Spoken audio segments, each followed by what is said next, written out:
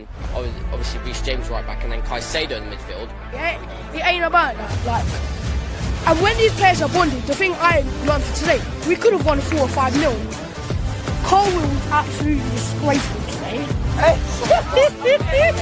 Sorry, I've had to get involved here. What are you saying? You know what I want to ask you? Where's he going to get changed at the training ground? I'm deadly serious. Where are these people? If you've got 40 players, how are they all in one dressing room? How are you putting a training session on?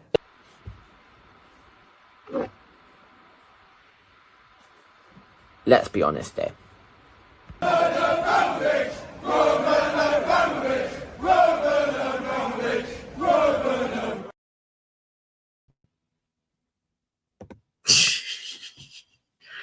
Hello there, guys. Welcome back to Yusuf's Chelsea Blues. Hope you guys are all doing well. This video wasn't anticipated, but I thought, why not? Actually, it was anticipated, but I've left it too late. But at least it's before the season, so we can talk about it properly. I have got Mr. Simon on with me. How are you, mate? Yeah, we're okay. Your intro is like, I think the music is the same, but you just changed a few of the things. Yeah, this is the first time Simon has seen my new intro. A few of you have already seen it. There's a lot of different clips in there, but they're in there for a reason. So hope you like the new intro. I do want to ask, what's your favorite clip of the ones that you've added? I think my favorite clip is when Jacob said that Levi Colwill was a disgrace after the Chelsea Brentford game, and then I interrupt it. So... Was that the home one last season? I'm guessing. Yeah. I do. Right. I will say, right. Do you know what I will say? Yeah. My favorite one of the one that you added was the Jamie Carragher one. That's my second favorite. Interestingly, like I think his daughter is like the new stage actress for the Hunger Games. Interesting. Katniss Everdeen, yeah. Mia Carragher, his daughter is the new playing Katniss Everdeen on in a theater, in the London theater. So, you know. Very nice. I mean, as I've said, my favorite clip out of them was Jacob saying Levi Colwill was a disgrace that game. This video is actually about Levi Colwill. It's about his ACL injury and how this would affect our season. Just a quick question to you, Suan. This is a big injury. So, and we know how big ACL injuries can be. With the history of them, how do you think this is going to impact Levi Colwill? It depends on it depends mainly on his recovery. Like, because we've seen it with Reece James and how many injuries he's had. I know they're all not ACL injuries, but you see different recoveries has given him, a different amount of time a different length of time that he's been able to play. Like, this is, the recovery that this manager has given him, like, he's now able to play almost every game without any problems. Whereas, like, previously, he can't go 2 games without getting injured. Either he gets injured or he gets red card. And then and then during his suspension, he'll get injured during training or something. Like those were things that would happen. So it depends entirely on on the recovery, but also given this manager's history of recovery sessions, I think it's looking good. In terms of, like, obviously ACL injuries, they're quite bad in terms of the length of time. You're not gonna probably see him for the whole season now, but it's not. But I don't think it's gonna be bad in terms of he's probably going to be available for 26, 27. Yeah, completely agree. I mean, this injury, we've seen it happen to many players. Like that's true. That's the truth. We've seen it happen to Ben Chilwell. Look how it's affected him. We've seen it happen to Wesley Fofana, even though he's had injury problems even before he joined from Leicester. It's affected him as well. We've seen it affect many players with ACLs. We're going to see it with Maddison. He's gone out with an ACL injury as well. So everyone's getting ACLs. It's mad. Yeah.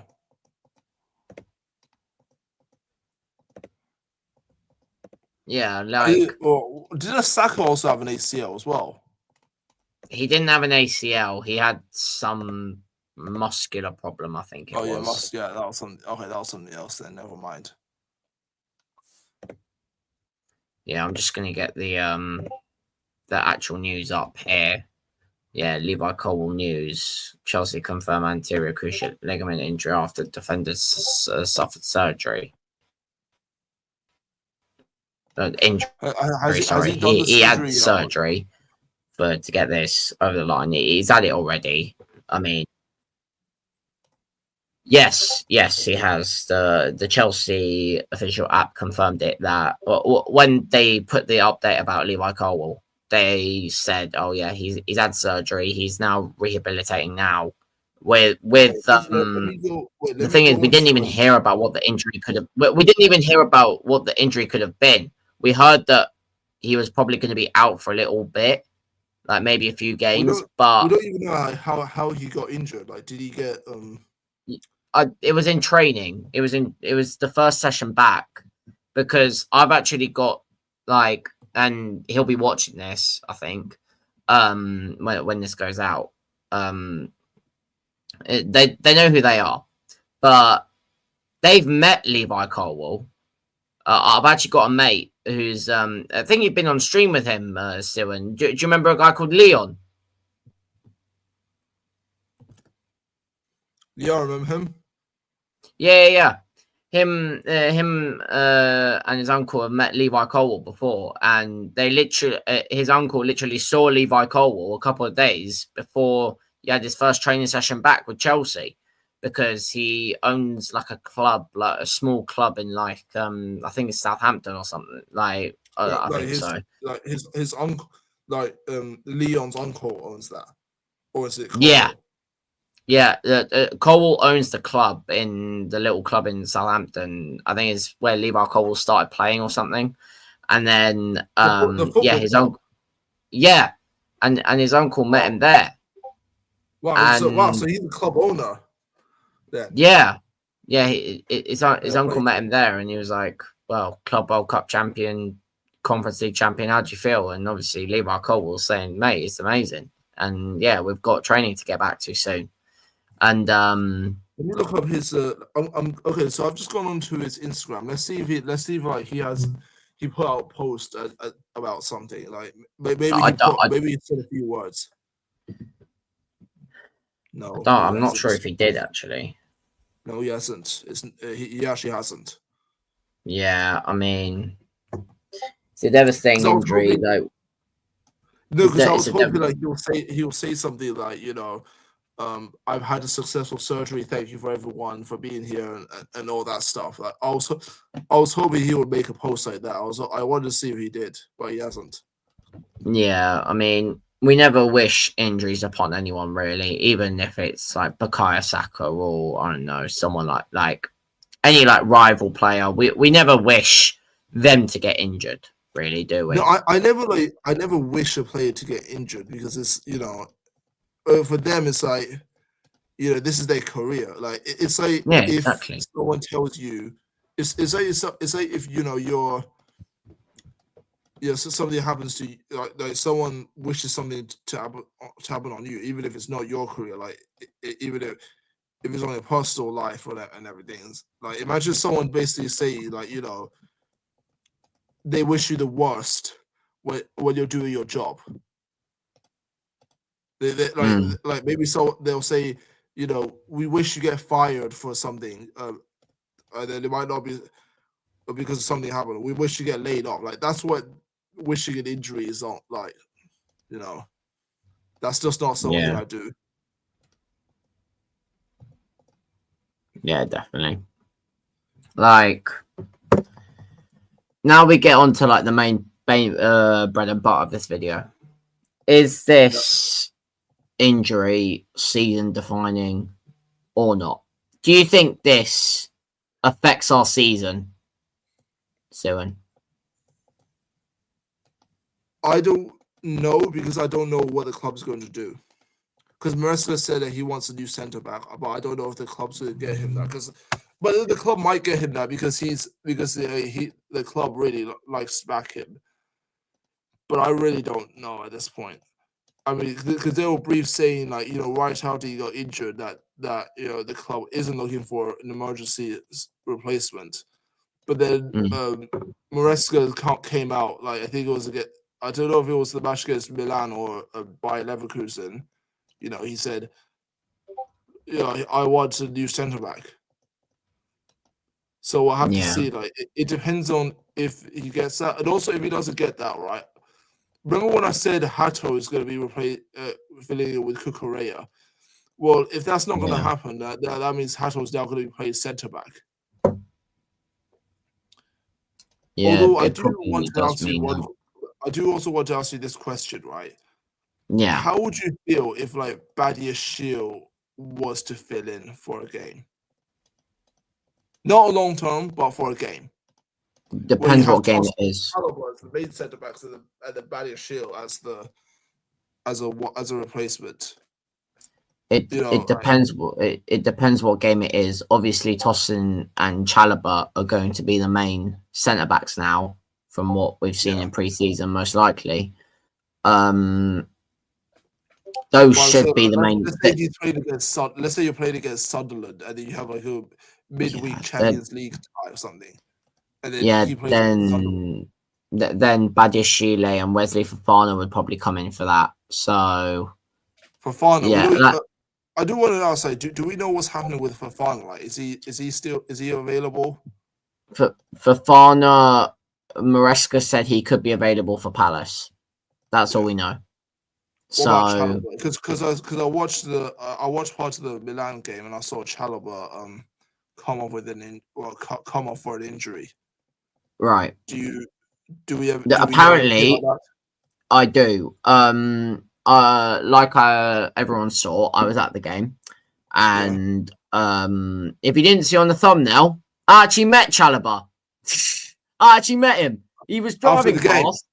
Yeah, he was driving past after the game, and I literally ran up to his car and asked for a photo, and he was like, "Yeah, I'll drop the window down," and little smile. Yeah. You didn't use the opportunity to ask him if he's going to be able to play. I was going to ask, but I then remembered that what's it called? I was speaking with a few people outside the stadium, and then when the news came out of why he came off, I'll be honest, it was a dumb excuse. He said that apparently he was too hot. What? Yeah. He said apparently he was too hot. No. I'll tell you something, right? That's not the reason. There is another reason as to why. No. Yeah, there is another reason, but from what we heard, apparently, like that's what the reason was, apparently. But I don't believe that at all. But yeah, like with Chalobah, he's fine. He's confirmed he's fine. He literally confirmed on X and all socials that he's completely fine. So it should be Tosin and Chalobah for the main centre backs, and we'll see what happens with Fofana. I'm not so sure, but yeah, we'll see what happens. But Tosin and Chalobah, those two centre back, the two main centre backs. I will say, I would be happy with Badiashile to come in, as long as if he's not playing against Liverpool or like Newcastle away or someone. Even if they were playing against you, well, I don't know about United. I'll be honest. You know what I mean, like. I'd actually play Badiashile Newcastle away. It depends what game we'd have, like, because have you seen Newcastle's transfer window? Absolutely rubbish. Like, they've done absolutely nothing. They've done absolutely nothing. They've done absolutely nothing apart from sign Elanga and Aaron Ramsdale, and they're going to sell Isak. But I heard. I'm I not heard scared of a at all source, of Newcastle. I'm not scared at I all heard of of a them. source that said Isak is going to stay because Newcastle said they won't. They're not going to sell him. That's stupid. Why would they force him to stay if he wants to leave? That's rubbish. That's stupid. I've got no idea, to be honest. It's But that's what stupid. I've heard. They shouldn't be like. Even though I don't want Liverpool to get him, but Isak wants to leave. Let him go. Like at this point, just let him go. But yeah, we're going off off topic now. I think his best hope, like I think Isak's best hope of leaving, right, is if PSG decides that they need a striker or something. Yeah. And then Isak will say, yeah, you know what? And then Newcastle might say, hey, look, we'll let you go because it's not Liverpool. Like, it's not another Premier League team. But the thing is, Isak wants Liverpool. No, but what I'm saying is, like, you know, if it's PSG, Isak might say, yeah, you know what? Nah, I don't think he'd say yes to PSG. Why not? I mean, Champions League winners, you know, treble winners, why wouldn't they? Hey, listen. Why would they say? Why would you say? Like, the reason, like, but they've just not gone off from him. Like, if he gets an offer, I do think I'll be surprised if he says yes to PSG. I'll put it that way. I wouldn't be. I'll be surprised if he says yes because they got battered by Chelsea in the Club World Cup. I know that's one game, but everyone's looking at Chelsea very, very much different now, even with Levi Colwill's injury. But some people are saying that we're probably going to win the league. I'm not going to, flipping give my predictions away because that's going to be for a separate video. So make sure you're here for my Premier League predictions video in the next couple of days. I've seen videos from rival fans. Like, I don't know if you watched the Football Terrace. And no, I haven't. There was another guy called Henry. There's a Tottenham fan called Henry Wright TV, although that channel doesn't exist because he now uploads on this other channel that he now uploads on this other channel speaking other things, right? Speaking about other clubs that isn't Tottenham. And all of his videos is like it's either Liverpool, Arsenal, Chelsea, one of these three teams. Every single one, all of his videos is about one of those three teams, and then they'll say that team is scary. That team scares me, or that team will take over the league or something. I'll be honest. Arsenal, even with Gyökeres, don't scare me. Why is that? Because I've got Arsenal mates a lot. Yeah. And they're saying Gyökeres is a good signing. I know you don't really need to read into preseason a lot, but their preseason has been bad. Very bad. So, is that what they've said? I know their preseason results-wise has been bad, but is that what they've said in terms of his performances? Yes. In terms of performances, not even just the results. The performances were bad. I also look at Gyökeres now, because I previously said Gyökeres might lead them to a title. But I will say one thing about Gyökeres, right, is that as great of a striker he is, right, it depends on how other teams play against him. Because I think Gyökeres, yes, I know that he rejected a move to United, but if I'm being honest, United would have been a better move for him in terms of, maybe in terms of being able to score the goals and, carry his, I'd maybe potentially get them back into contention as well. Obviously, the aim is to win, but I think United, if he went to United, he'd have. I'm actually being serious right now. He could be their pros, the man to do their project basically, because United, right? No one parks the bus against Man United, whereas Arsenal, for example, if they were against Everton, even if it's against Sunderland, for example, or teams like Sunderland, they're gonna park the bus against Arsenal. And from what I've heard about Gyökeres and what I've seen, he struggles when there's a lot of bodies in the box. Yeah. So for me, it's people saying, I know a lot of people say, well, should they cite Sesko or Gyökeres? It's Gyökeres for me is the better player, but Sesko would have been a better fit for that system. Yeah. Because Yeah, Sesko, from my feelings, like is more.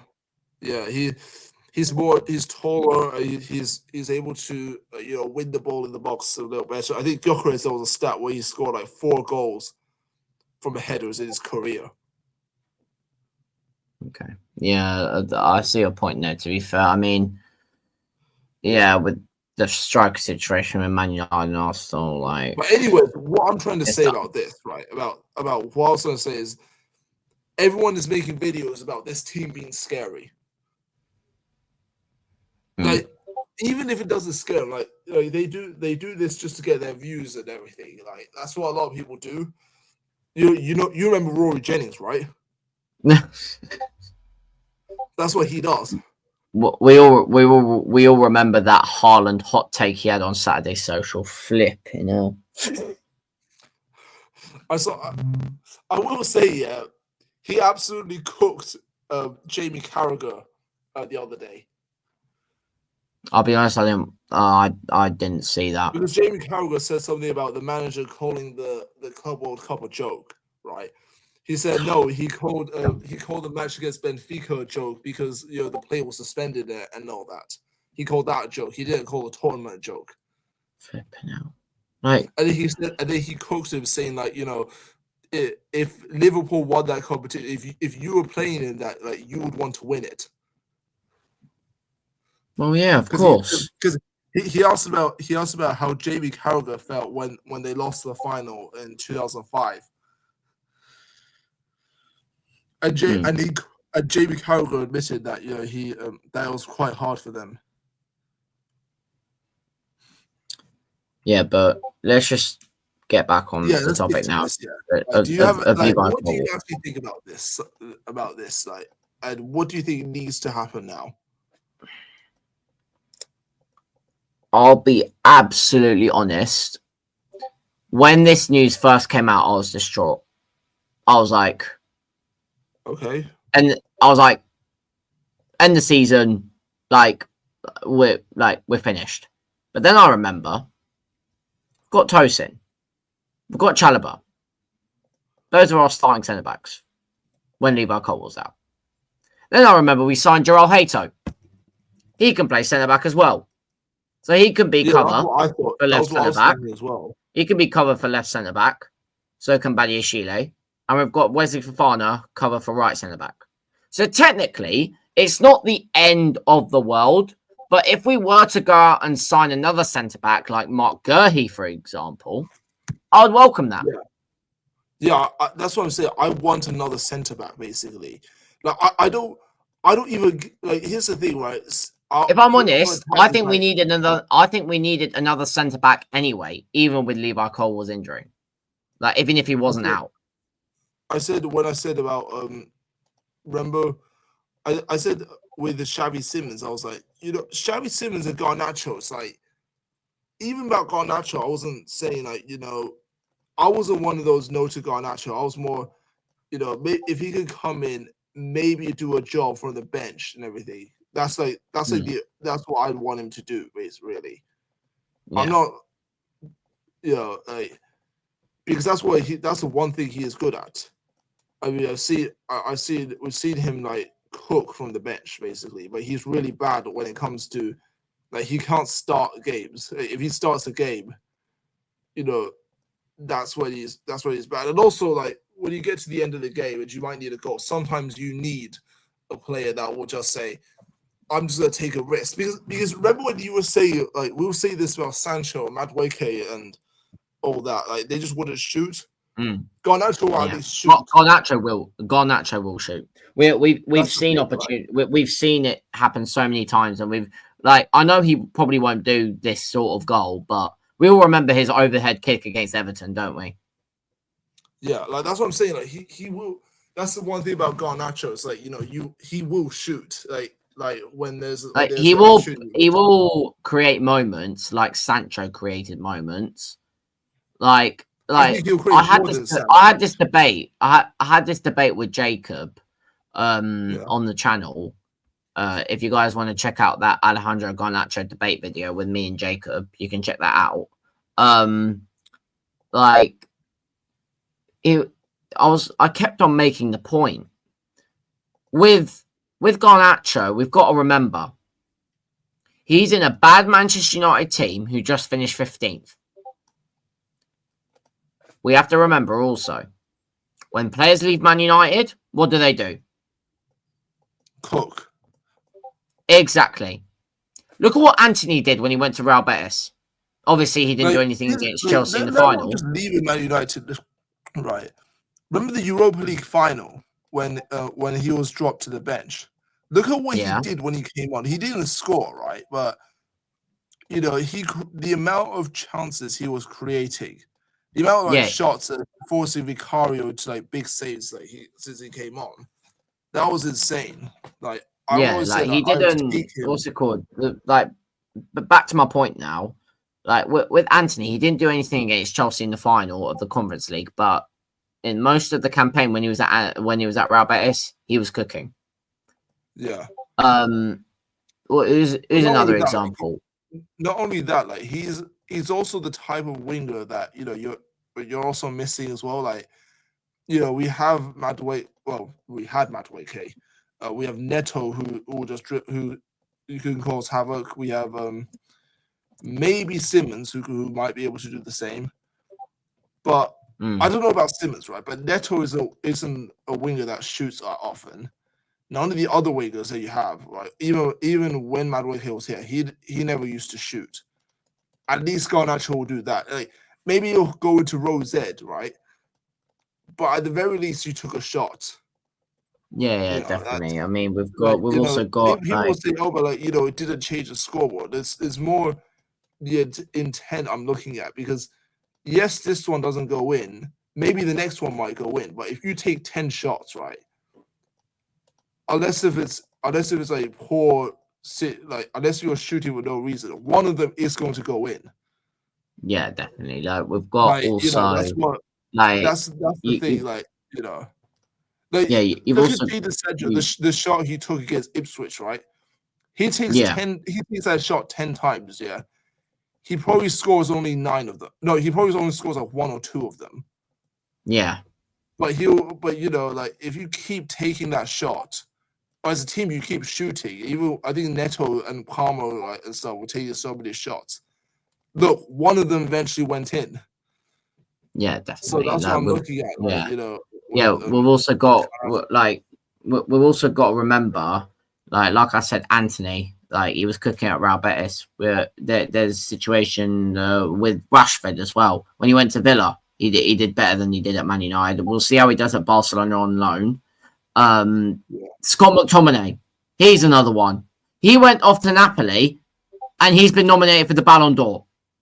When you leave Man United, many things can happen. So I'm going to put this same energy for Garnacho as well. I think if he leaves Man United, whatever club he goes to, he will cook. I genuinely believe that. Do you think the same thing will happen to Højlund? Just asking this, by the way. Oh. Depends what club he goes to, I think. If he goes back to Italy, then I think he will, yeah. If he stays in the Prem, what if he stays in the Prem and goes to Crystal Palace or someone? If he stays in the Prem, if he goes to West Ham, I think he'll do well. Yeah, it's a team that because Højlund's quite tall, so give him I don't know, just a club. Let's just put it this way: a physical team, and that just crosses a lot. Whatever team that is, Højlund will do well for. Yeah, teams won't park the bus. So let's just put it that way. Yeah, no one parks the bus. West Ham teams won't park the bus against, unless you're in the National League and you're playing West Ham in the FA Cup. Yeah, exactly. Yeah, we've also got. Just another question. What I've always said, right? Back to the point of everything I was going to say. Yeah. You have the wingers coming in. For me, it was always about getting a defender at this point. It's got enough attackers now. Get a defender in. And I'll be honest with you, I've always been defense over attack. I don't know about you, but like if you've been the same way. But I've always been prioritized defense over attack. Yeah. Because some people might say it's boring and everything. Look, football isn't about entertainment. It's not about your entertainment. It's about winning. Like if you don't concede goals, the worst you're gonna get is a 0-0, and that's a draw, which is already better than a loss. And then it's like, you only need one goal. I mean, and I said this. I remember I said this at the end of the pot shit cat era as well, because I didn't think it was Poch. I was more thinking maybe there was a defense. I don't know, right? But I was looking at it saying, like, we need to be able to fix the defense first before we fix the attack. Like the attack, I think scored 77 goals in the league. It's like, how am I supposed to blame the attack if you're drawing games 3-3 or 2-2 or you're losing 3-2? How can I blame the attack for that? Like the attack has done their job in scoring the 2-3 goals. It depends on if they miss sitters though. No, even if they miss sitters, right?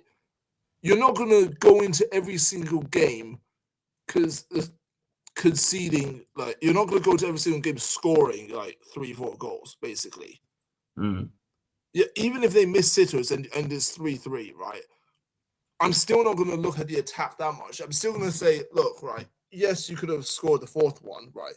But you've basically done your job. You scored 3 goals. It's on the defense for conceding 3. Like, you can't keep relying on the attack for bailing you out, scoring like 4 goals every single game. That's just not going to happen. So that's why I've always said, like, the defense. I've always been like, I'd rather, you get good defense first, because if you get good defense, those 3-2 losses, they might become 2-1 wins. Two draws might become 2-0 or 2-1 wins. Like, that's what I've always been about. Yeah, I don't know if you feel the same way about that. Yeah. I to be fair, I do think I prioritize defense over attack, to be honest, after you just said that. Like, even if we score like 4 goals, we can still concede 5. Like, that can still happen. So yeah, I mean, we're getting close to wrapping this video up. I mean, my point about that is, yes, it was great. The attack was fixed, but you should be looking at trying to get the defense now. Like, yes, you can say Xavi Simons maybe got Nacho cool, right? But definitely after that, no more attackers for me. Defense and goalkeeper. That's what I want now at this point. No more attackers. Like Simmons and Garnacho is like the last attackers I want coming in. Yeah, fair enough. I mean, we're gonna wrap this one out now. I was so happy when it was like when the Cato came in. I was like, finally a defender. Yeah, I completely agree with you. Like, we need that back up for Cucurella as well. So yeah, I mean, we're gonna wrap this one out now. Before we do, and I do the outro, what's your general consensus on this Levi Colwill injury news, and how do you think this affects our season? And do you think it's season defining or not? I don't think it's season defining if you get a good centre back in. If you don't get Agudelo back up, that could be season defining, because you have to remember, right? You only have 3 centre backs. So you could easily have one of them injured during the season, and then suddenly you only have 2 left to play every single game, like every 3 days. So I've always said I want another centre back. Actually no, sorry, 4 centre backs technically, and then maybe Hato. But like, still, you want to have as many. You want to have the number. You want to have the numbers, right? Yeah. I think even centre backs, that they'll be able to do a job for any centre back you can get. Lower centre backs will be able to do a job for a game or 2. In terms of affecting the season, if you can do that, then no. But if you don't do that, like that could be a huge difference between a title race and top 4 race, or even out of Europe. Yeah, fair enough. Right, I'm gonna. my views. As I said, when the news came out, I was shocked. I was distraught. But when I really think about it, it's not the end of the world, but it's sad. And we never wish ACL's injury. We never wish any injuries upon anyone. Like even if we talk about Nicholas Jackson and like how many chances he misses. Like we got to remember these are all human beings at the end of the day. Like obviously you do your job, you play football, but when you go home, you're a human being. Like you got to remember, like they're all like us. Look, I remember the tweet where there was a tweet that went around on Twitter, right, where some fan like DM'd Garnacho and said, don't step foot inside the stadium.